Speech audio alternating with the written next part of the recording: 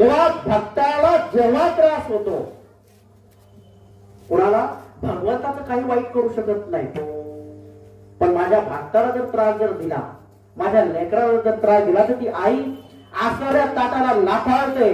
तुझ्या घरची तू श्रीमंत आहेस, माझ्या मुलाचं अंतकरण, त्या मातेचं अंतकरण, बघा खऱ्या आईचं अंतकरण हेच देव आणि भक्तांचं अंतकरण असतं. विठ्ठल विठ्ठल. पण जनाईला उभं केल्याच्या नंतर तिने सांगितलं, कृष्णा पांडुरंगा माय बापा, एक लक्षात घे, तुझी जनी आहे. उद्या म्हणतील जनीने विठ्ठलाची भक्ती केली होती, तुझी भक्ती गोड आहे, तुझं नाम गोड आहे, तू गोड आहेस, तुझ्या भक्तीचा आनंद मी आजपर्यंत घेतला. तुम्हाला तारशील किंवा मारशील, मरण तर मला नाही आहे, मला तार असंही मला म्हणायचं नाही आहे, पण मला एक सांगायचं आहे, अरे तू गोड आहेस, तुझी भक्ती गोड आहे, तुझं सगळं काही हे भक्ती सुख आहे ना, त्या भक्ती सुखावरचा विश्वास सोडेल.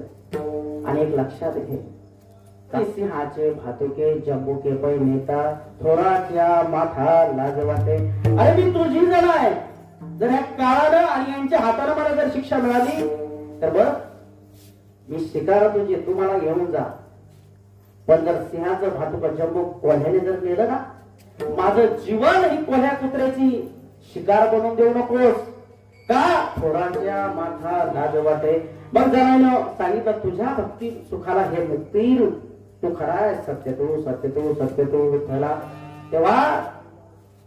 तेव्हा मला वाचवण्याच्या माग मी जर मेले तर काय, तू रणका होशील, हे भक्ताचं जीवन आहे. मी मेल्याच्या नंतर तू रणका होशील, बदनामी तुझी होईल. तेव्हा तुझी बदनामी टाळण्यासाठी तुला काय योग्य वाटतं? मला वाचव म्हणत नाही का नाही, तुला काय? तुकोबांचा अभंग आहे, गोमध्ये ते करा माझे भार ओझे तुम्हाचे, आता चालूया भार राहिलो निश्चिंत. मी आता सगळं काही तुझ्यावर बसवलंय, तार मार करायचे ते कर, पण ही जणी तुझी आहे, शेवटपर्यंत तुझी आहे, लक्षात घे. मग काय झालं? तेच धावला संकटी,